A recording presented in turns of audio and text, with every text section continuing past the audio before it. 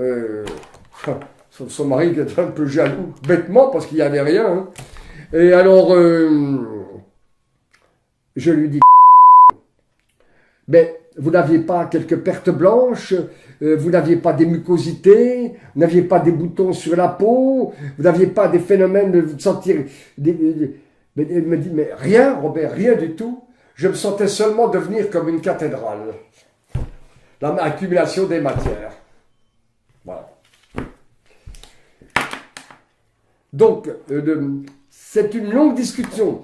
Il y a les toxines que véhicule le sang proviennent soit de l'alimentation, toxiques naturelles, comme le cyanure, arsenic, cadmium, 3,4 benzopyrène du tabac, produits chimiques des sodas, les molécules de synthèse, les pesticides et fongicides, ça c'est monstrueux, c'est générateur d'Alzheimer, non seulement de cancer mais d'Alzheimer, les toxines intestinales, mais aussi les résidus de métabolisme de la cellule et les cadavres cellulaires. Ils meurent chaque jour. Nous sommes constitués de 100 000 milliards de cellules. 100 000 milliards de cellules. Ils meurent chaque jour 1000 milliards de cellules. Il y a tous ces cadavres cellulaires à éliminer. Ce n'est pas que l'intestin. C'est plus complexe. C'est plus complexe. Il y a des cas où cette rétention de toxiques et toxiniques a une origine alimentaire, d'autres fois intestinale, et d'autres fois une origine métabolique. Par exemple, quelqu'un qui voit son taux d'urée augmenter et qui perd ses albumines dans les urines, sa toxinaphémie, elle n'est pas intestinale, elle est rénale. Elle est totalement rénale. Voilà. Donc, c'est des simplifications à outrance. Alors, autre chose, le jeûne en tant que pratique thérapeutique. Le jeûne. Voilà. Alors, la normalité de la pratique, les excès, jeûne sec ou jeûne à l'eau, qu'est-ce que vous en pensez? Le jeûne, c'est ce qu'on appelle jeûne, c'est tout simplement l'abstention de nourriture, mais pas de l'eau. On doit absolument boire à sa soif quand on jeûne.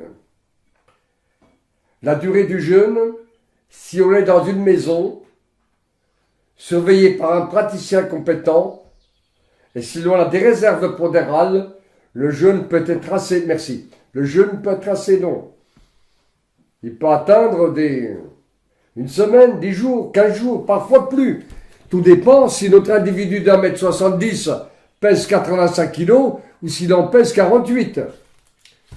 Et dans le cas de personnes qui ont déjà une vitalité déficiente, qui ont un poids très bas et qui sont fragiles, est-ce que c'est conseillé ou pas? Non, en général, ce ne l'est pas. Ce ne l'est pas. Ces personnes-là pourront, une fois par mois ou tous les 15 jours, éventuellement, en restant au repos intégral, presque intégral, faire un jour de jeûne ou de diète velouté de légumes et pommes de terre.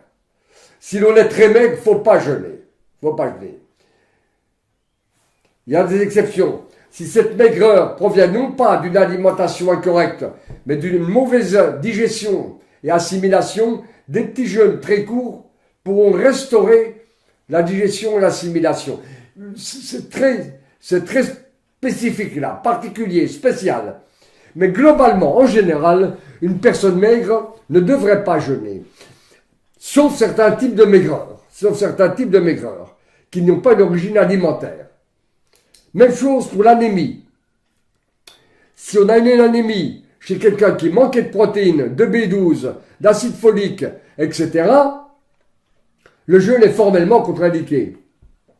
Mais si on a l'anémie chez une personne qui mangeait largement des protéines, de la B12, là, c'était peut-être pas une anémie par carence d'apport, mais ça peut être une anémie par intoxication de la moelle, le berceau des globules rouges, le berceau des globules blancs, le berceau de l'immunité.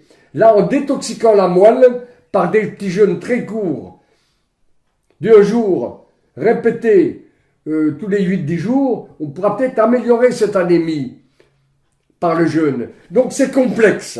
Tout dépend si on part d'une véritable carence ou si l'on parle d'une carence par rétention toxique et toxinique. Voilà.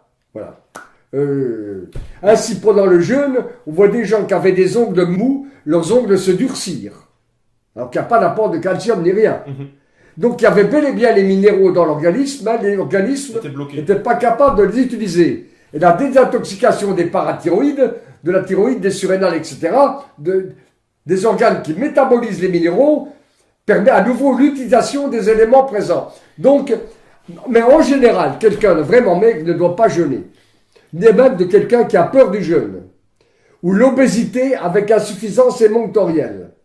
Ou encore le vrai diabète de type 1. Ne doit pas jeûner. Faut pas jeûner, non, absolument pas. C'est formellement contre-indiqué. Pourquoi le jeûne à l'eau et pourquoi pas le jeûne sec? Le jeûne sec, la technique, c'était ne pas boire pendant 24 à 48 heures et plus, voire 2 jours. Et puis après, l'action liquide, on buvait 2-3 litres d'eau. Qu'est-ce qui se passe dans ces cas-là, quand on ne boit pas? Vous urinez, vous suez, vous respirez, vous perdez votre eau. Donc le sang devient très épais et il se concentre. Le sang, vous faites inévitablement de l'hémoglobine. Et après, si vous buvez beaucoup de liquide, vous entraînez un choc de l'organisme qui peut entraîner une rupture vasculaire et la mort. C'est une aberration. C'est une aberration. Parce que M. Casasnovas conseille de faire des jeûnes secs. Il dit qu'il a fait 50 jours. En fait, c'est pas ça. Il dit il a fait 40... un jour de jeûne, un jour de nourriture. Ouais, il dit qu'il a fait Là, 40, on se moque du monde un peu. Je trouve qu'on se moque un peu du monde. Le jeûne sec tue. Et maintenant, le jeûne avec randonnée est extrêmement dangereux aussi, avec randonnée. Quand on jeûne, on doit se reposer. Comme l'ont montré les grands protagonistes du jeûne, Shelton en Amérique, qui a écrit un bouquin magnifique là-dessus. Shelton, c'était vraiment un grand maître. Shelton, chez nous, Dr Vivini, en Suisse, Berthollet, etc. Tous ces gens-là ont insisté pour le repos pendant le jeûne. Et le jeûne avec randonnée est très dangereux. On risque quoi avec le jeûne et randonnée? Voilà. Ah ben écoutez, la littérature mondiale montre, pour les grands sportifs et les sportifs, les marathoniens, les skieurs de fond, les nageurs en eau froide de longue durée, montrent que ces personnes souffrent de dysbiose intestinale, déséquilibre des flores, de perturbations de l'intestin et parfois de saignements intestinaux. Ça, la littérature mondiale. Que se passe-t-il quand on fait un effort intensif? Il se produit au niveau des structures du grêle et du côlon ce qu'on appelle une ischémie. Une ischémie, c'est une anémie mécanique. C'est que le sang est chassé des structures du tube digestif vers les muscles en travail. Il se produit une autre répartition de la masse sanguine quand on fait un effort important.